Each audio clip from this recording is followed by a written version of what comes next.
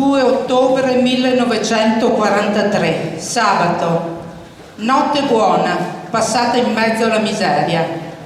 Nel pomeriggio uno squadrista tiene un caldo discorso per invitare i soldati ad arruolarsi volontari tra i battaglioni d'assalto tedeschi. Ha avuto però un effetto disastroso, perché nessuno dei presenti si è fatto avanti. Ognuno sente bisogno di pace e non di guerra. Queste sono alcune righe del diario di prigionia di mio padre, internato militare in Germania, nello Stalag 11A presso Altengrabov, vicino a Berlino, che come moltissimi altri soldati scelse la resistenza. Quella di mio padre è una storia che appartiene a tante delle nostre famiglie. Dopo l'armistizio dell'8 settembre 1943, degli 810.000 soldati italiani fatti prigionieri dall'esercito tedesco e deportati nei lager, più di 600.000 rifiutarono ogni tipo di collaborazione con la Germania nazista e con la Repubblica Sociale Italiana fascista e scelsero volontariamente la loro resistenza, affrontando con coraggio 2 anni e più di internamento.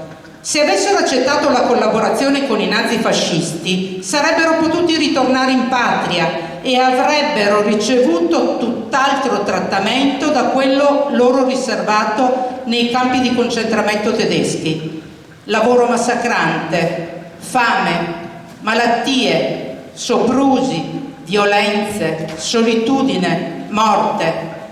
Ben più di 50.000 internati militari persero la vita. Moltissimi altri morirono dopo il ritorno in Italia per le conseguenze del trattamento subito.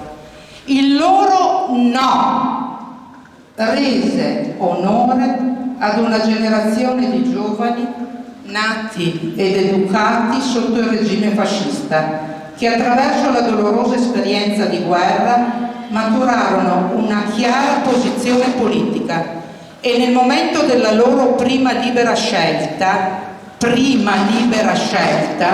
non ebbero dubbi da quale parte stare. Scelsero la resistenza, una resistenza senza armi. Scelsero la pace e rifiutarono di continuare la guerra nazifascista. In Italia, dopo l'armistizio, i comitati di liberazione nazionale scelsero la resistenza. I reparti militari sopravvissuti si riorganizzarono accanto agli eserciti alleati.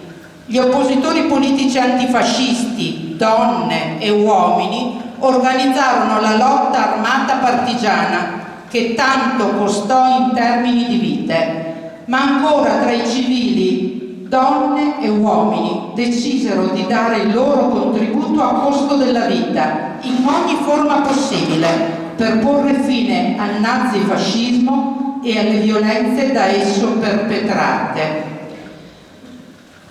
Questo 25 aprile 2023, fontante ricorrenza civile, è ancora il momento di scegliere la resistenza. L'ANPI, Associazione Nazionale Partigiani, a nome di cui parlo, l'ANEI, Associazione Nazionale Ex Internati, di cui sono socia, che cura a Padova il Museo Nazionale dell'Internamento, e tutte le altre associazioni che si occupano di resistenza, che raccolgono le testimonianze indispensabili per fare memoria, rappresentano più che mai in questi anni incerti la giusta scelta per affrontare il presente e organizzare il futuro. In questa giornata l'ANPI e la città di Chioggia onorano la memoria delle partigiane e dei partigiani, dei resistenti di Sottomarina Chioggia, Vittorino Boscolo Fiore, Ottilia Monti, Vittorio Chiazzotto e Giuseppe Campaner, e delle vittime innocenti delle stragi fasciste, le famiglie Baldin e Mantovani.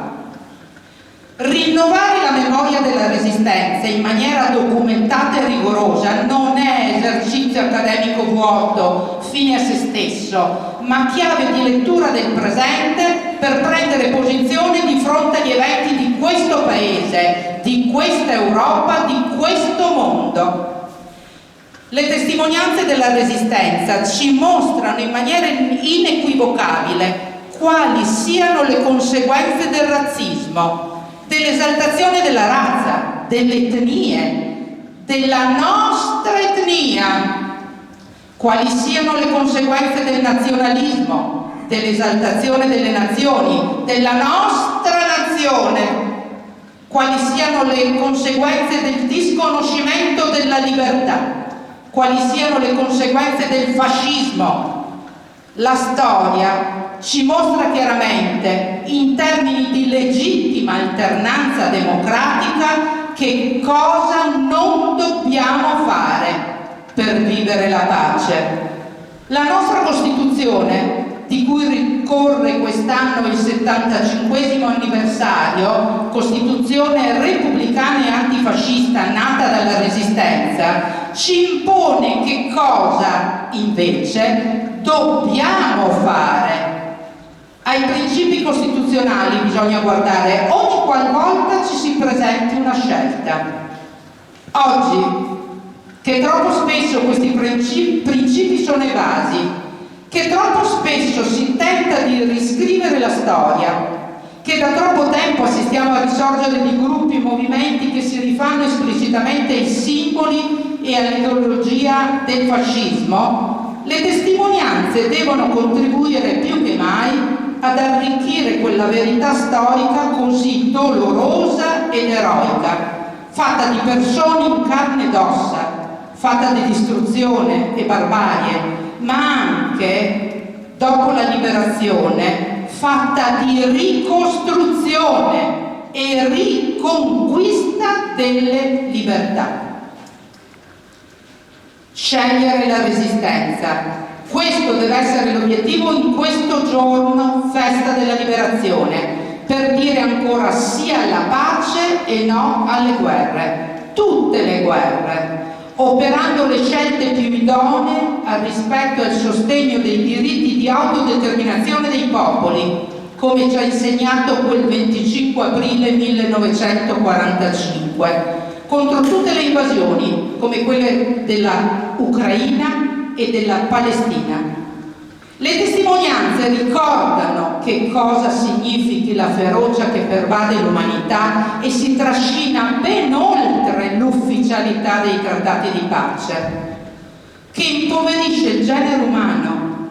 Lo hanno raccontato le donne che hanno condotto più lotte, quella esterna contro il nemico, quella contro la cultura patriarcale che ripetutamente le ha trattate come bottino di guerra attraverso lo stupro, quella individuale contro tutti i pregiudizi loro riservati.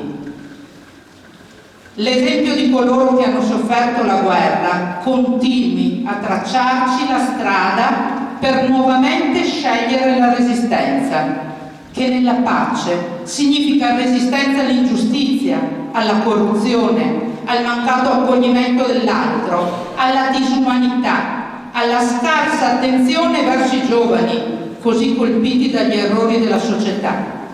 L'antifascismo continui a guidarci nelle scelte per il bene comune.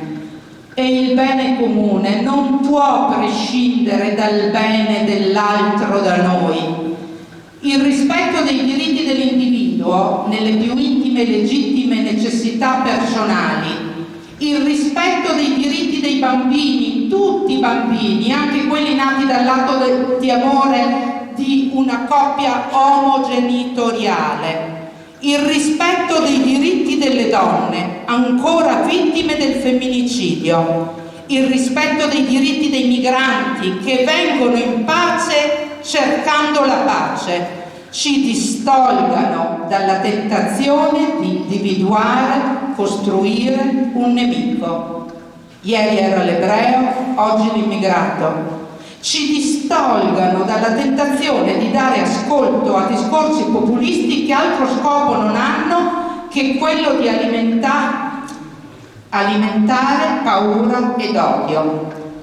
L'attenzione verso i giovani, che più di tutti risentono della fragilità dei tempi e dei vorticosi cambiamenti epocali si traduca anche nell'insegnamento della Resistenza, parte fondante della storia, perché dia loro quella speranza e quella forza che sembrano spesso aver perdute e che invece più che a chiunque altro spetta loro di diritto per agire nel mondo e per essere le staffette della memoria di domani. Viva il 25 aprile, viva l'Italia liberata!